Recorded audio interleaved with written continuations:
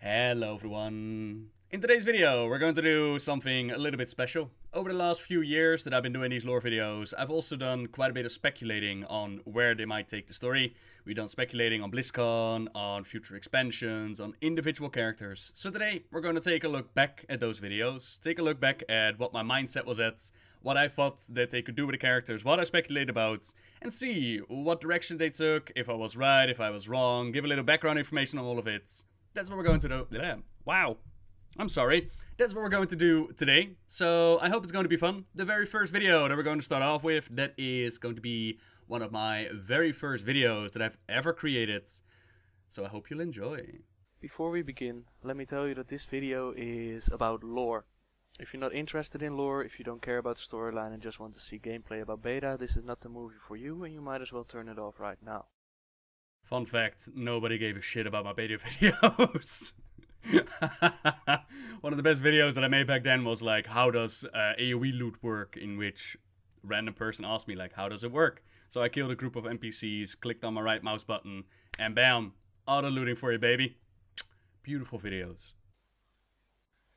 Now the following video was inspired after a conversation I had with a new guildie of mine.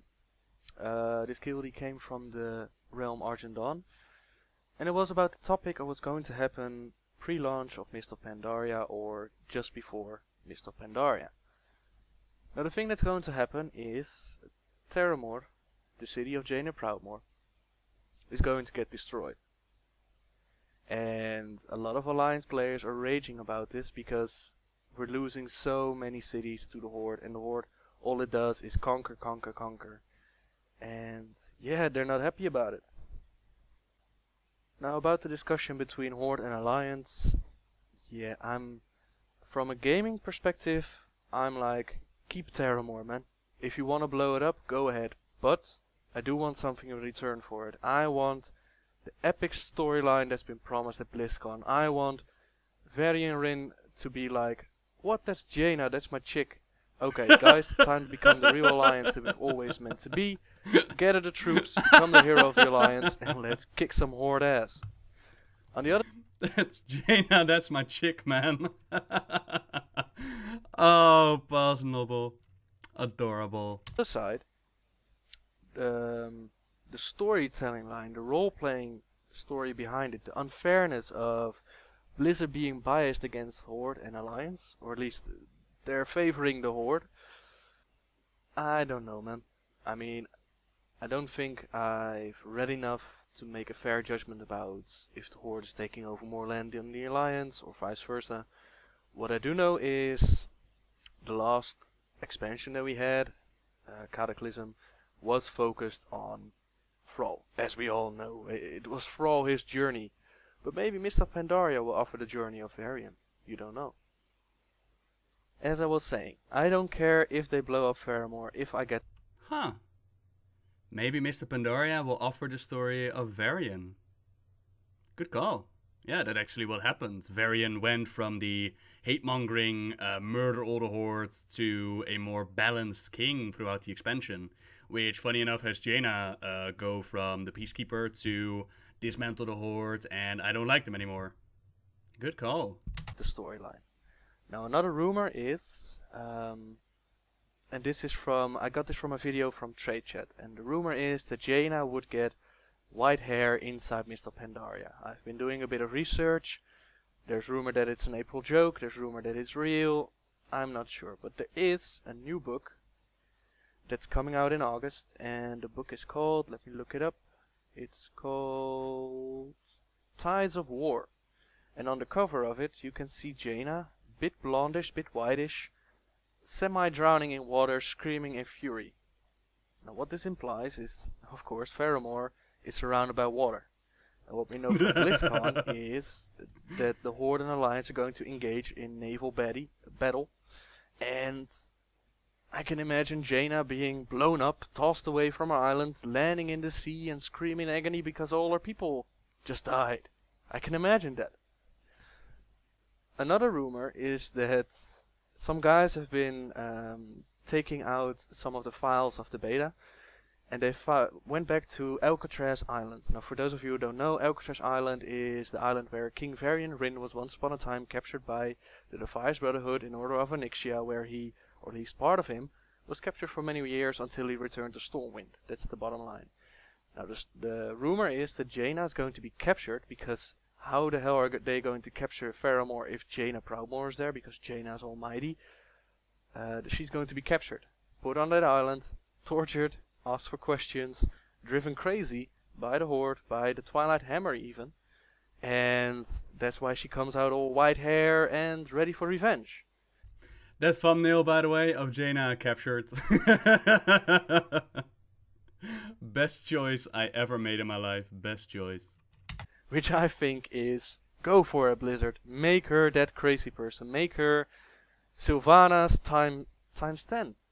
Come on, give us that person that is not afraid to step over the line and become Hordish as the Horde started out from. No offense, Horde people, but you guys, you came into our land. There is no denying it. You came into our land and you took over. I love how this one is like, there's no denying it, Horde. You came into our lands. You took our women and children. Oh, I love listening back to this. It's beautiful. I want someone on the Alliance side to say, hey, you know what? You've crossed the line, man. Shit just got real.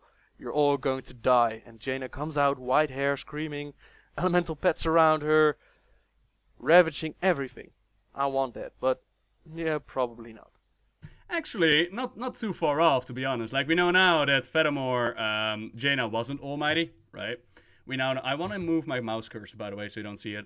We now know that Jaina was not almighty. We know that Garrosh had the mana bomb, and that they had a spy of the Horde amongst Furthermore, and that is the reason why it was blown up. So, excuse me, why it was blown up. She was indeed tossed into the water, as we saw on the cover. The arcane poisoning of the mana bomb is indeed what transformed her hair, and it wasn't even that far off of making Jaina become Sylvanas 10 times worse, right?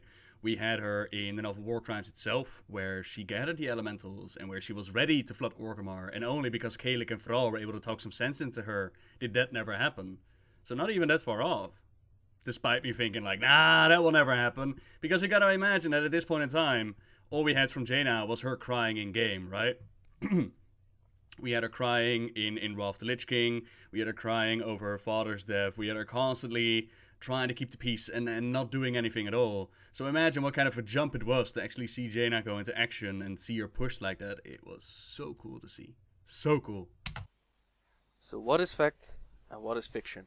The fact is, there has been a blue post about Faramore being destroyed as a pre-mob patch. It is going to be destroyed. Alliance and Horde are going to crash on Pandaria with ships, including Prince Anduin. King Varian Rin will undergo trials as Thrall has done to reunite the Alliance and become the king that it needs, which is awesome. There is a book coming out called Tides of War, with Jaina on the cover in water screaming, maybe white hairish, maybe blonde hairish, who knows. And, another fact, the final patch of Mist of Pandaria will be the Siege of Orgrimmar. Both factions siege the city to bring Garrosh down and end his reign of Warchief. Yeah, Garrosh, you're going down, son. Interesting that they actually revealed the ending of the Cataclysm at the very start. Like the bombing of Furthermore was what actually got us into the expansion. Curious that they actually revealed, you know, what was going to go down. Of course, the road leading up to that was uncertain, but we knew the end destination. Interesting. I found a nice quote someone made. Let me look it up. It's about who is pissed off at Garrosh at the moment. Here's the quote. So, Garrosh has pissed off Varian, the possessed by Wolf God, High King of the Alliance. He's pissed off Thrall, the most powerful shaman on Azeroth, after the death of his best friend and co-horde leader. He's pissed off the Dark Lady and her pursuits being halted by him, and him thinking he has control over her. He's pissed off the leader of the Trolls, who even went as far to threaten to kill him. He's pissed off Tyrande with his conquest into Ashenvale, and now he's pissed off the most powerful Archmage on Azeroth, along with all the other leaders of the Alliance. Garrosh, you better run, buddy. as the debate between Horde and Alliance, my advice is keep it cool until you see the full storyline. If in fact Horde are going to be the heroes of old, as if they've been before, then yeah, go loose. Go tell Madsen that he's lied to you. Go tell Blizzard that this game sucks and you're going to quit finally after those 7 years and you never did before. My hope is... The shade! Oh my god! And it's funny how history repeats itself, ain't it? With what we're currently seeing with Battle for Azeroth. Interesting. I actually talked about this as well. Like, in the past expansion, they stepped away from the faction-specific questing experience and they made it class-specific. And now they're returning to what it was, you know, Horde v Alliance. It's interesting how history repeats itself. That we get the epic storyline, the epic gameplay behind it. That pandas are going to come in and that they're going to bring balance in our king, the Alliance king. That your Horde is getting a new leader. Like Thrall, because Thrall was a boss, man. He understood what needed to be done, like Jaina. Coincidence? So yeah, let's hope that the storyline will be a better one as in Cataclysm, and that Mist of Pandaria will be a great expansion. Now that's all I gotta tell you. That's all I have to say. Now what I want from you guys, or what you can do, is post your opinion down below, if you want to. Do keep it friendly and respectful towards each other, and let's see what it brings, yeah? See ya. Boss Noble was so innocent. He was like, do please keep it friendly and respectful to each other. Please don't tell me to throw myself under the bus because I roll my R's. Oh, Noble, you were so innocent, my friend. So yeah, that was the very first one in which I speculated about the bombing of Fedamore. And this one pretty much kicked off the YouTube lore channel as we know it today. Before this, I did the beta coverage because I saw people like Jesse Cox and Total Biscuit go ham on it during the Cataclysm. And it was like, yeah, if I get an opportunity, I would love to do so. But in the end, my destiny was to go for the lore. And I'm, you know, people call me the Alliance fanboy right now. But listening back to that moment, hot damn, man. But in my defense, in my past self-defense, this was around the time that... I think this is purely on Wowpedia knowledge, like no novels, no comics, no short stories. Before reading like Rise of the Horde and Lord of the Glens, and Lord of the Glens still be my favorite novel. So yeah, pretty cool to listen back to. And when it comes to speculation, like we know it right now. We know that, you know, Fedamore did indeed get destroyed. Jaina was tossed in the water, her hair went white. And this then led into all the events with Pandaria. But for the speculation part, I gotta give this one a negative. I don't feel like I did a very good job, besides making one hell of a thumbnail. Oh, that's great. Okay, next on the list. Right, this video is the story of Alleria and Trellian Part 2. Which is also one of the older ones. And at the end of part 2, I speculate about where they might be. Alleria and Trellian, you all know and love them right now, as we saw them shine bright in Legion with the Army of the Light. At this point in time, we had no idea where they were. And yeah, I speculate on where they could be. The opportunity of going to Outland ourselves, and everyone is accounted for except for Trellian and Alleria. Which brings us back to the loading screen tip. Nobody has seen Alleria or Trellian in years. Not even Khadgar can tell you where they are right now, and that all got the speculation going in the first place. What happened to them? What we do learn with the Burning Crusade is that Alleria and Trellian had a son named Erathor the Redeemer. And funny enough, there's no mention of him in either one of these novels. There's a theory that Illyria never told Trellian that she was pregnant and that she left her child in the care of someone else. But I personally think he just got added in the Burning Crusade and they messed up with the timeline. Called it. Wouldn't be the first time. Either way, he is the son of them both and he made his way to Outland to find his father.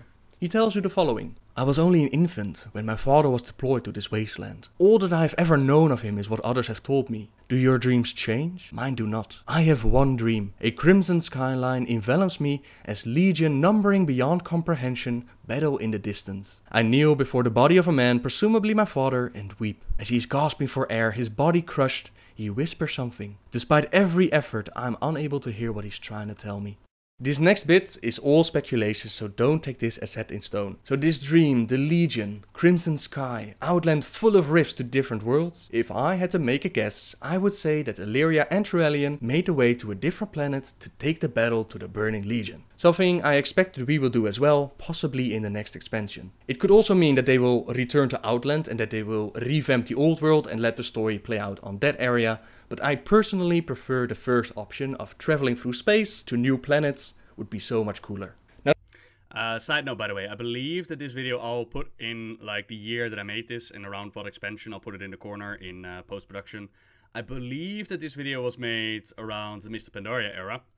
And around Mr. Pandaria area, you might remember that we had like Raffion, you know, foretelling the coming of the Legion. And we had Chris Metzen at BlizzCon stating, like, for the next expansion, you're going to need Alleria and Trellian. So a whole lot of us thought that after Mr. Pandaria, we were going to get the expansion that we have right now, where we were going to get Legion. But instead we got Warlords of Draenor, which kind of came out of the blue.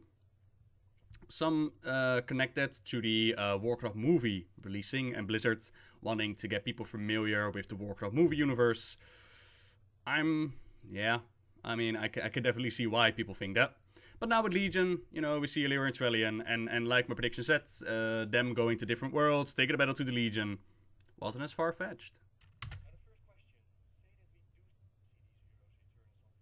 What will their allegiance be? The Alliance fanboy inside of me screams that they will be Alliance true and true, but it's not as simple as that, not anymore. The Horde that first invaded Azeroth, although there's still orcs in the current Horde, overall it's changed. It's changed with Thrall, and it's not the same Horde as we knew it back then. Remember that Trellian did not kill Doomhammer, he knocked him out. He has righteous revenge in him and he isn't afraid to smite those that go against the way of the light. He killed many orcs of the first Horde and some of those orcs are still present in the current Horde as I just said, but that doesn't mean that the Horde hasn't changed. Alleria was full of vengeance for what happened to Quel'Thalas and she took the fight to the orcs. She didn't have the compassion that Trellian had, but in the meantime one of her sisters is part of the Horde. Around 90% of her people were killed when Arthas, Prince of Lordaeron, turned evil and the High Elves who remained in Quel'Thalas started to call themselves Blood Elves. These Blood Elves are now being led by Lor'themar, who was a brother in arms of her, and he is now also part of the Horde. It's very possible that they will be neutral, just like they did with Khadgar, and hell, even with Cenarius, who was killed by orcs, so anything is possible.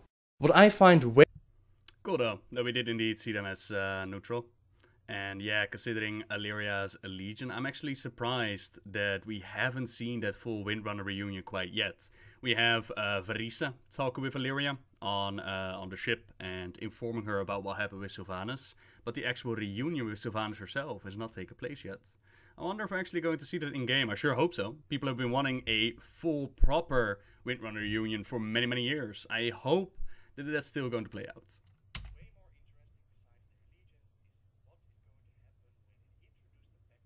Just imagine all the events they missed. They missed literally everything from Warcraft 3 to the expansion as we know it today. I mean, Doomhammer escaped his prison and he helped Thrall with rebuilding the current Horde. For Doomhammer! Sylvanas was slain by Prince Arthas. Now Sylvanas is a Forsaken and part of the Horde, and bringing her the necklace that Alleria gave her is one of the few things that will make her feel again.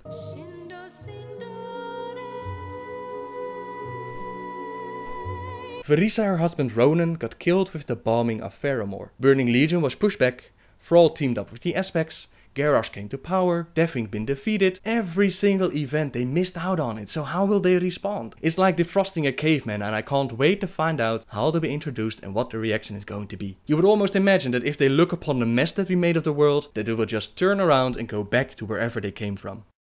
And the sad thing is that that effect has never really been implemented, has it? It's pretty much been, yeah, Azeroth, we need your help. Come help us fight Sargeras and come help us liberate Argus and, you know, the Army of the Light. But an actual impact on all the events, no, it was pretty much, okay, we're here now. Okay, let's go get you some Void Elves, and no real impact yet. Still holding out hope that it might actually happen. And that brings me to the end of my video. Thank you very much for watching, everyone. I hope you enjoyed the story and I hope it's a little bit more clear why this tip can mean so much for the future of the story. Subscribe if you like my videos, and until next time, guys. See ya! Right, and we have another video to accompany this one. Let me just quickly find it for y'all. Right, so sadly I couldn't find a video. It is up on the YouTube channel, I just don't know where I've stored it. Basically, it is a video from Warlords of Draenor. If you might remember, there were missions given out in the garrison, and one of the missions actually had you find a arrowhead for this mysterious night elf. Nobody really knew who this night elf was, so we speculated a little bit about who could this be, a possible Windrunner sister connection, and of course a little hint of what Blizzard was planning. We now know that Alleria and Tyrellian, they went through the Twisting Nether, they went with the Army of the Light, and I don't think they've actually officially stated how that arrowhead ended up on Draenor. But, you know, considering they've been fighting the Legion, perhaps some sort of time travel, alternate reality, mumbo-jumbo, maybe something like that. They could give a spin to it. But all the same, for the Alleria and Tyrellian speculation, wasn't too far off, especially when we consider like the whole taking the battle to the Legion parts. Then being neutral was definitely correct. So yeah, I'm gonna give myself a bonus point on this one. Now in this video that I've got ready to go, you might already see it from the who's that are waiting for you. This is the story of Archimonde, and at the end of the story of Archimonde, this was before the whole Warlords of the Draenor thing. We speculate on what might they do with Mr. Don Archimonde. Does this mean that Archimonde's story is completely done? Well, it is for the moment, but we also know that certain demons can never be killed on our planet. The only way to truly end them is killing them within the Twisting Nether. Is that the case for Archimonde? Well, we don't know, but it leaves a window open for Blizzard if they ever want to bring him back into the story. I'll leave it up to you to decide if that's a good thing or not. Is it possible that we will see Archimonde in Warlords of Draenor? It's possible, but much like Kil'jaeden, the question is, how big of a threat would Archimonde be? We already defeated him once in Warcraft 3 and once in the Caverns of Time. Does that leave any kind of challenge if you know that you've defeated him before? My personal take on it is that Archimonde would be an awesome fight, especially if they would team him up with someone like Gul'dan or maybe even Manoroth. That would be brilliant. I don't really care that I've defeated him before, since last time we had to blow up a tree, we had to gather 3 different armies, we had to destroy the Night Elf's immortality to destroy Archimonde. Imagine what a fight it could be if we don't have any tricks, just us against this demon lord. I would love to see it, but again, that's just my take on it. Which brings us to the end of this video. So yeah, that's pretty much what happened in Warlords of Draenor. Gul'dan summoned Archimonde onto alternate Draenor.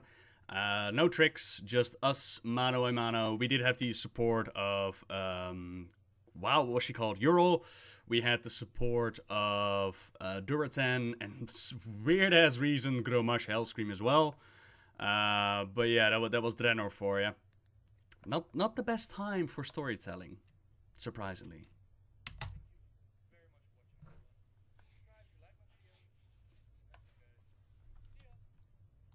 So yeah, as you can tell, these videos are a little bit shorter. Like, these are the end of the video speculations that I've done. Now we're going to open up a much larger speculation video. Right, so I think I've done like a second version of the Whispers of Il'gynoth in between. I think I gave it like the most clickbaity title for shits and giggles. But this is the original Whispers of Il'gynoth. When we first got the Whispers and people were like, "Nobo, can you speculate about this?" And I was like, hell yeah. So let's take a look-see and let's see what I think about it right now. Hello everyone. A little warning in advance. In this video I am going to talk about the Emerald Nightmare raid and I'm going to speculate a little bit about the lore. That means that there might be spoilers ahead, so if you don't want any spoilers, please turn off the video right now. For those that are sticking around, during the Emerald Nightmare raid, a couple of cryptic whispers are given hinting at things that might be waiting for us in the future. At first, I wasn't going to make a video about it because there isn't that much solid information to go with, but since so many people requested it, here it is. Please keep in mind that when we're talking about this, all of this is just speculation and nothing's really set in stone. Now the thing that's whispering at us is called Il'gynoth, Heart of Corruption. Lodged in the hollows of a now decrepit world tree, Il'gynoth is a manifestation of the horrors that lie at the heart of the nightmare. It is a mass of corruption, a thing that should not be. Its tendrils seep through the grounds, emerging in countless horrifying eye stalks and limbs. So this thing comes from the old gods, so the source of information is corrupted to begin with, but that doesn't mean that it's all lies. Just look at the visions shown within Yogg-Saron, the creation of the demon soul, Garona murdering King Lane, and then of course the Lich King torturing Bolvar. So what does Il'gynoth whisper to us? Several things, and some are easier to decipher while others not so much. The boy king serves at the master's table. 3 lives. will he offer you? The Boy King seems to be referring to Anduin Wrynn, and the master to Iligan would be the old god, specifically N'Zoth. So apparently, according to this corruption, Anduin serves at N'Zoth's table and will tell 3 lies. Now I tried to figure out if any lies could have been told already, but so far Anduin hasn't really said much. He told Jaina that Velen was right, and we should not hold on to our hatreds towards the Horde, and instead focus on the Legion, and he was the one who sent Alliance players on their way into Stormheim. Perhaps deep down, Anduin burns with hatred and wants to murder everyone on the planet? Doesn't seem to fit his character, so these lies might be something for the future. Yeah, still to this point, or still to this day, Anduin doesn't necessarily seem to be more evil. But the line Boy King in reference to Anduin has been repeated over and over and over again. It might be a little bit too on the nose, but I still believe that he is the Boy King that they're talking about. So what does the serving at the Master's table what is that all about? Good question. He doesn't necessarily seem to be a character that, you know, goes out on a rampage and tries to murder everybody. Quite the opposite. There is the journal of not Modgut, an ogre in Syllabus that also mentions that the first lie has already been told. But what exactly he's lying about? Very, very hard to say. And that journal dropped after Sargeras pierced the sword, you know. Some have also dissected the sentence, as in, the Boy King serves at the Master's table. That's a part of the sentence. And in 3 lies, he will offer you that the he in question is not the Boy King. But, you know, what can you say about that, right? The King of Diamonds has been made a pawn. The King of Diamonds seemed to be straightforward, Magni Bronzebeard, who tried to use an ancient Titan ritual to communicate with the land, and instead of just communicating, he became one with the land. In Legion, he finally made a return, still in his crystal form, and he was the one who informed us about the Pillars of Creation. According to him, it was the spirit of the Titan, she who slumbers within Azeroth, that informed him about this, and getting the Pillars is the only way to seal the Legion's gateway to Azeroth and save her. 5 keys to open our way. 5 torches to light our path. 5 Pillars of Creation are required to seal the rift at the tomb of Sargeras. Magni Bronzebeard has apparently been turned into a pawn, but is it a pawn of the spirit of the Titan, or is he a pawn of the old gods now? He became one with the land for a very, very long time. From the earth, he draws strength. Right, so the whole Magni Bronzebeard being the King of Diamonds still seems to be pretty straightforward, and in my opinion, the most likely. However, like a month ago on Reddit, somebody posted the suggestion that it might be Gallywix. Apparently the King of Diamonds in a card game is like the one with the most riches, or, you know, a high status or whatever. Which then connects to the line of, from the earth he draws strength, our earth, our strength. Because we see Gallywix and the goblins going after Azerites, which then has people be like, well, maybe it's Gallywix that's actually being made a pawn of the old gods. Perhaps he is manipulating the faction war between the Alliance and the Horde, you know? I personally find that to be very clever, perhaps a little bit too clever for Blizzard's writing, but definitely an option as well, yeah. Our earth, our strength.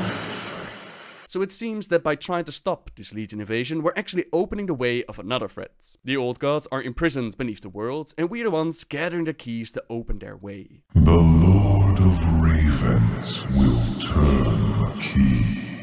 Some mentioned that this could be Odin, but he's still trapped within the Halls of Valor. Now that might change, but bringing in Odin to use the Pillars of Creation seems a bit odd. Others connected to Lord Ravencrest, but he's just a ghost, while Khadgar, he also has a connection to ravens. He will most likely be the one to try and use the pillars to seal the rift at the Tomb of Sargeras, so he will most likely be the one to turn the key. So the question is, why would the spirit of a Titan set us on the path of releasing the old gods? And that is why I think that the King of Diamonds, you know, it just flows better with the other whispers as well. Like the 5 keys, 5 pillars of creation, Lord of Ravens being Khadgar. I have not seen anybody else really stepping up to the plate to be this Lord of Ravens. Unless something massively, drastically different is going to happen in the future. Yeah, just flows better in my opinion. Her heart is a crater, and we have filled it. Many connected this to Jaina Proudmoore and the crater formerly known as Furthermore. Now, I personally feel like this is indeed the most logical reasoning, but at the same time, I would hate to see them use Jaina and turn her to the corrupted by old god story. Another possibility for the her in this whisper is the spirit of the Titan. When Y'Shaarj was ripped out of the planet, a massive wound was left behind. The Well of Eternity was created to contain the wound, and during the War of the Ancients trilogy book, we could read about Nosdormu exploring the depths of the well, resulting in him having to fight for his life, since the old gods were not friendly. At the end of the war, the Well of Eternity imploded, the land of Kalimdor split apart, and we were left with the Maelstrom. Perhaps this is the crater that they're talking about, perhaps this was their access point into the spirit, into her heart. The Titan spirit under the influence of the old gods, perhaps, who knows. I still think that, like people have suggested Jaina with Furthermore crater. I, at this point in time, feel like the crater inside of Azeroth itself, especially since we now know that there's like a sword piercing her. We are going to have the whole heart of Azerite and Azeroth and deal with that. I think this whisper is more connected to the spirit of Azeroth inside the planet, whereas, you know, we also had the little mini quest line with Magni, in which we find out that the spirit is having nightmares, old god influences. Yeah, in my opinion, it seems to be more likely like that crater that they're talking about, that they have filled, is the old gods working their magic, working their corruption on the spirit of Azeroth inside the planet. At the hour of her third death, she ushers in our coming. Now, the first thing that comes to mind when hearing this was Sylvanas Windrunner. She died once when struck down by Arthas, and then brought back as a banshee, a second time when she threw herself from the top of Icecrown, and after that moment she gained the aid of the Valkyr. Technically speaking, she did die a third time by the hands of Lord Godfrey, but by that time she already had the Valkyr to bring her back. Will the moment come where Sylvanas actually runs out of Valkyr and truly dies a third time? The Legion website did describe her having to make a choice between Oblivion and her people. She's now the war chief, so her people are no longer just the Forsaken. So the question is the Banshee going to go out with a sacrifice? And will that sacrifice mean the old gods return? Time will tell, and honestly, I can't think of any other female character that has died twice before and is ready to kick the bucket for a third time. But perhaps you know someone that I couldn't think of. Well, Pulse Noble, do I have a deal for you? On the website description, by the way, and you can still check it out if you go to the Legion WoW website.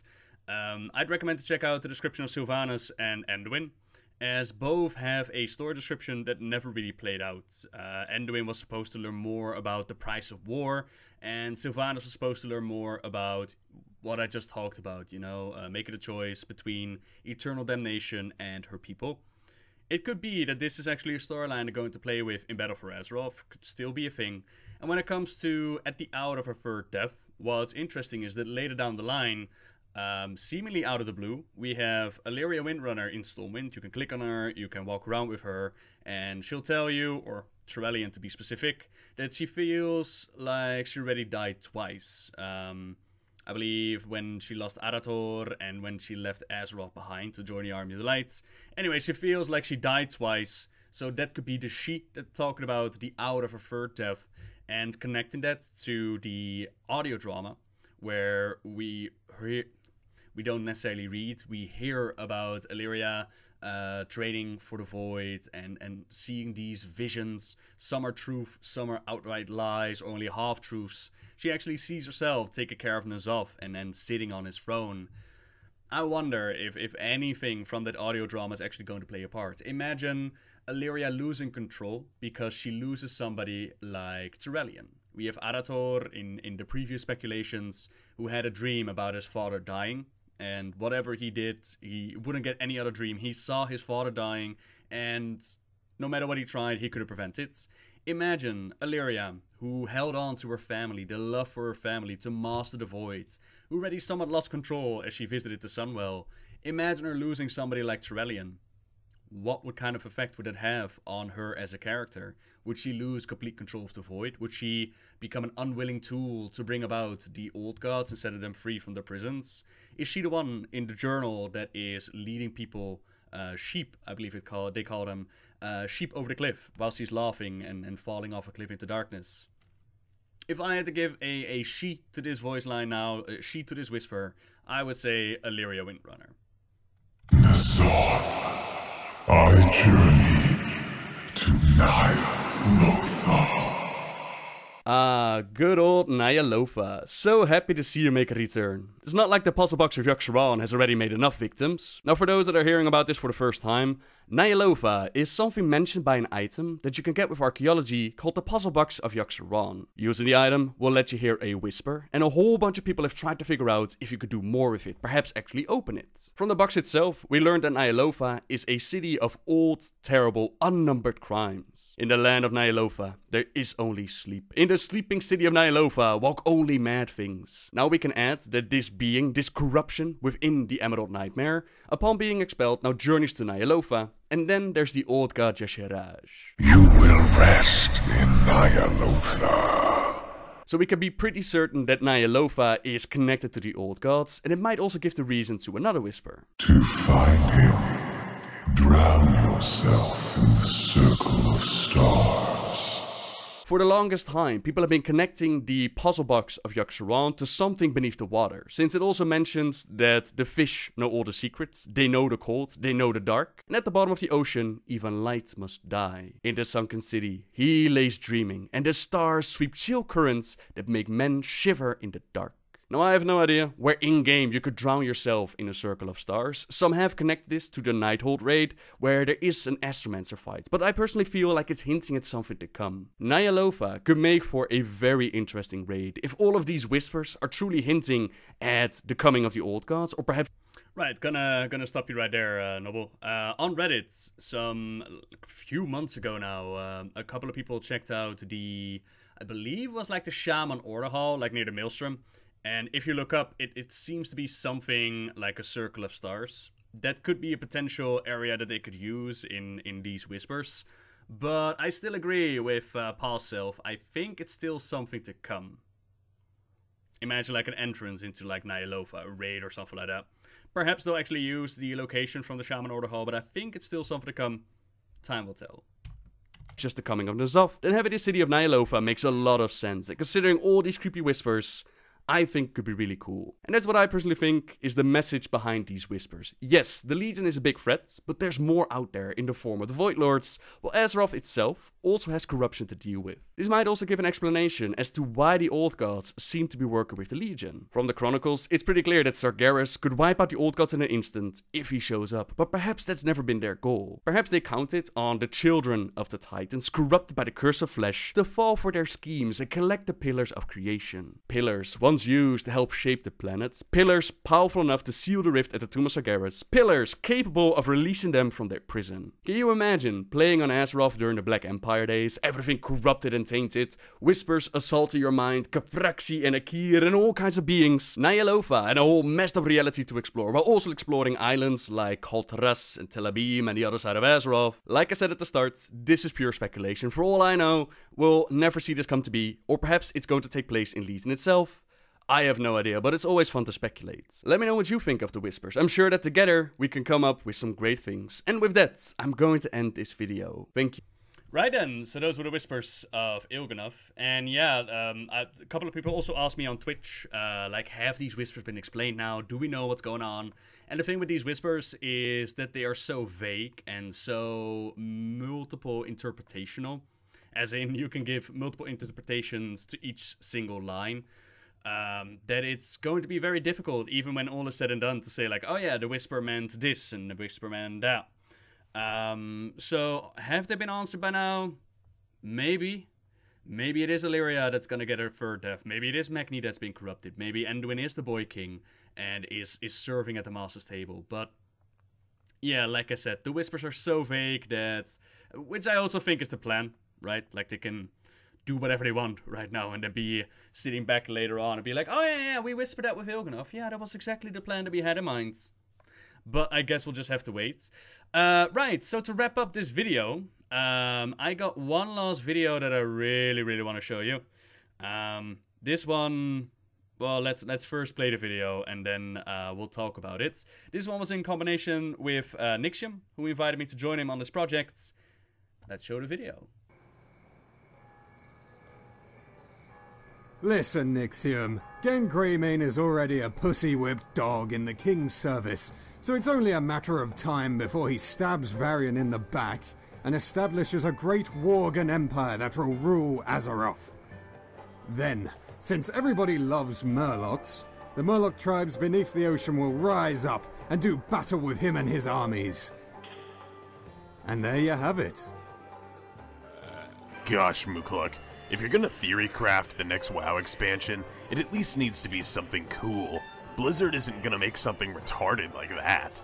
I, for one, welcome our harsh, English-accented Worgen overlords. Ugh. So here's what's actually gonna happen.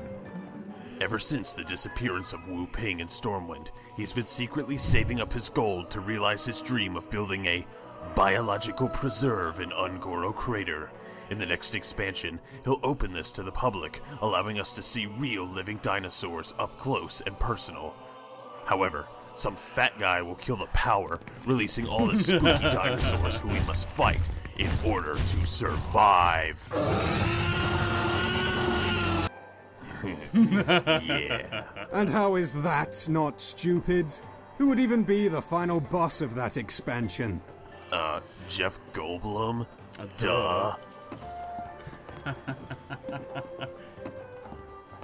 Side note, not to go into any spoilers, but Nixium might need to get the Prophet title. Just saying. Excuse me, sirs. Would you two like some more gnome blood for your coffee? Hey, don't you see we're trying to have a debate on what the next WoW expansion will be over here? The next expansion, Warlords, isn't even out yet. Yeah, so what? Yeah, what's your point? Well, sirs, if you really want to know what the next expansion will be, you should just go ask the Prophet. I'm sure he could help you. The Prophet? Yeah, he lives in Deadwind Pass. He rarely speaks to anyone. They say he is a man of unlimited knowledge. And you're saying he can convince Mukluk that the next expansion will be a Jurassic Park ripoff? Hey. Well, I didn't say that. Alright, let's go.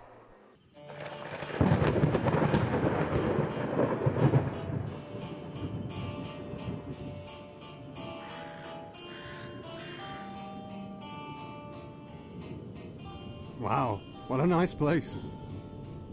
Yeah, I especially love the ambience here. The dead bodies really add to the color of the scene. Ah, good stuff. Whatever. I just hope this whole trip wasn't a complete waste of time. This Prophet better be all that Wader claimed he would be.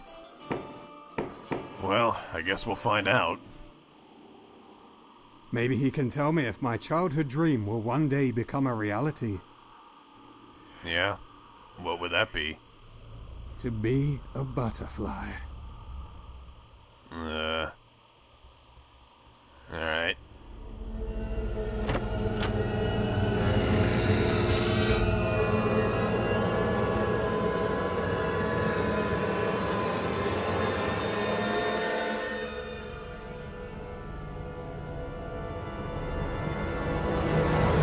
Hello everyone, and welcome to my tiny humble house in the hills. What can I do for you two gentlemen? Are you the Prophet? Well, that is what people like to call me. It's a funny story. You see, when I was just a boy, my father told me that... Good, because I need you to tell this idiot here that the next expansion will feature dinosaur amusement parks, Jeff Goldblum, and a thought-provoking message of... Life will find a way. Excuse me? Yeah, and I need you to tell this knife-eared, lettuce-cultured nitwit that there will be a Worgen uprising in the Alliance, and that only the Murloc invasion will be able to stop them. Yeah, can you believe that nonsense? I think you're both wrong. Actually, it's going to be a little bit different. First, we return from our mission on Draenor, only to find a world conquered by the Legion and the Naga. Queen Azora has risen from the sea, summoned Illidan from the twisting nether, and together they created a little love palace. You've seen what Illidan did to the Black Temple, right? They're hard at work at bringing Sargeras to our world, and when he comes, he will unleash the might of all the old gods, creating the full army of darkness. But do not worry, heroes, since for you will all receive upgrades. Hero classes with long, challenging questlines that will test the limit of your skills, but the rewards, the rewards. Right, so you need to, pretty much the idea behind this was, Nixim invited me for this project, and I asked him at the time, like, what kind of role do you want me to be? Like, you want me to be the prophet? Do you want it accurate? Do you want it out of this world, unrealistic? And he said, do whatever you want. So I pretty much took all the ideas that we had by this time, and if you've seen the entirety of this video, you know we're talking about Illidan returning, Naga uprising, Sargeras, the Legion. We pretty much took everything in a combination. And yeah, then just added the whole hero classes, which turned out to be a leader of the Order Hall campaign. And of course the rewards, the sexy artifacts to accompany it. That is how this came to be. Oh, that's stupid. Where are the dinosaurs, damn it? I want to see a freaking dinosaur! If Blizzard actually makes that rubbish, goodness. They have so much potential with a pissed-off Worgen army. Well, something like that could happen in the future. You mean the dinosaurs? No, the Worgen having some sort of major plots. I knew it! Oh. You know what? Screw both you guys. I'm gonna go complain on the forums and pretend like people care about my opinions.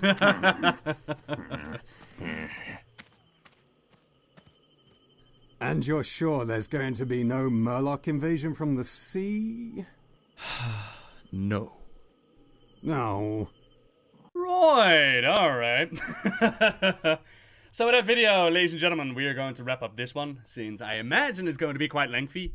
Yeah, it was a lot of fun to actually take a look back. It's a little bit different than what I usually do, but definitely educational as well, to take a look back at what we speculated about, and to see what exactly happened in the story of Warcraft. I might do something like this in the future again, if people actually enjoy it. So by all means, let me know in the comments down below, and most importantly, what would you like to see in the story of Warcraft? Be it Battle for Azeroth or be it Beyond? By all means, let me know. Right, ladies and gentlemen, thank you very much for joining me here today. Subscribe if you like my videos. Leave a like if you enjoyed this one. And until next time, guys. See ya! And yes, that is exactly how I do it every single time. Including, I don't know. I'm an idiot.